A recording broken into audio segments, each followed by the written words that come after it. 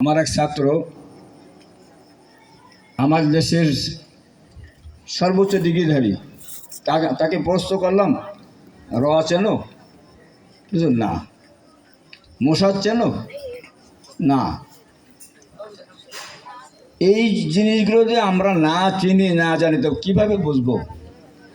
আমাদের দেশের সব থেকে আমরা ধারণা করি, মনে পেরে বিশ্বাস করি কি কওমি মাদ্রাসা সব থেকে ভালো পড়াশোনা হয়, আমল আকীদা খুব ভালো।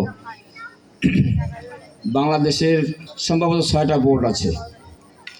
যদি এই প্রত্যেক বোর্ডকে যদি জিজ্ঞাসা করে, আপনাকে বলতে পারবেন আপনাদের এক এক বোর্ডের অধীনে কতগুলো কওমি মাদ্রাসা আছে, কত ছাত্র আছে, কিভাবে চলে?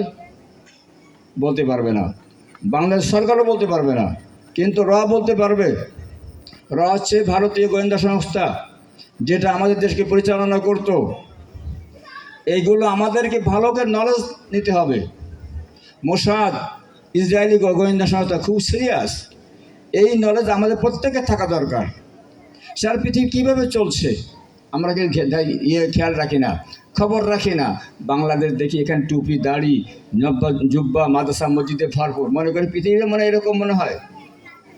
দেখেন ফিলিস্তিনের অবস্থা, দেখেন যান কাশ্মীরে 70 বছর, তারা কি নিষ্পেষণ, 100 গজ দূরে দূরে ডিফেন্সের লোক দাঁড়ায় আছে, গেলে চেক হচ্ছে তারা কীভাবে বসবাস করছে। Chechnya, Bosnia, Iraq, Iran, Syria, Afghanistan, তারপরে আমাদের পাশেই দেখেন মায়ানমার, সেখানকার সম্ভবত 10 লাখ লোক আমাদের মাথার পরে চেপে আছে।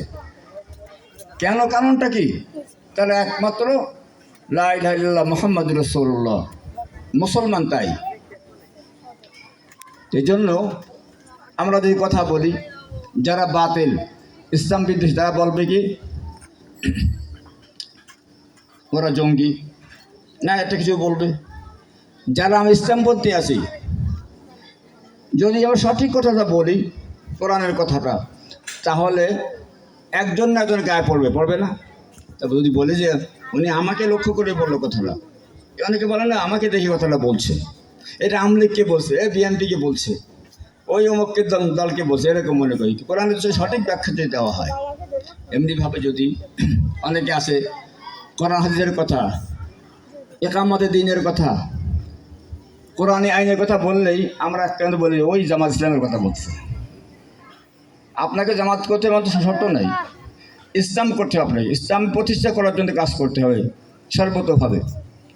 আমরা কি সকলে মঞ্চে থাকবে ওয়া তাসুমু বিহাবলিল্লাহি জামিআ ওয়া লা তাফাররাকু, কি আমরা কি ঐক্যর দিকে আসি? কেউ নিজ নিজ কক্ষপথে সকল ঐক্য, প্রত্যেকে নিজ নিজ কক্ষপথে ঐক্য, কিন্তু সকলের সমন্বয় দিনের দায়ী হিসাবে আমাদের কাজ করতে আমরা রাজি হই না।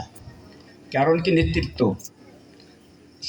আমি এই কথা কেন বলছি যে আমরা যে বছরে একবার বা 2 বছর, 3 বছর, 4 বছর পর পর যদি আমরা পুনর্মিলন করি, ফায়দাটা কি? একটা ফায়দা হচ্ছে কি সকলে পরস্পর পরিচিতি হচ্ছে, কিন্তু আমাদের মূল দায়িত্ব হচ্ছে কি দিনকে প্রতিষ্ঠা করা, দিনই দাওয়াত সারা পৃথিবীতে পৌঁছে দেওয়া। এই জন্য আমরা যে জায়গায় থাকি না কেন, এই দিনই দাওয়াতের জন্য সকলে প্রচেষ্টা চালাতে হবে। এই শুধু পুনর্মিলন করে শেষ করলে আমাদের দায়িত্ব শেষ হবে না। এই জন্য সকলকে বলবোই। আর যেহেতু রাত অনেক হয়ে যাচ্ছে, অনেকে এখান থেকে বিদায় নেবেন, এই জন্য আমি আর এদিকে যাব না। হাফেজ আমিন সাহেব যে ঘটনা বলছিল, জিনের ঘটনা, ওইটা আমি একটু বলি। ওই ঘটনা তো মনে ছিল শরীফ। দ্বিতীয়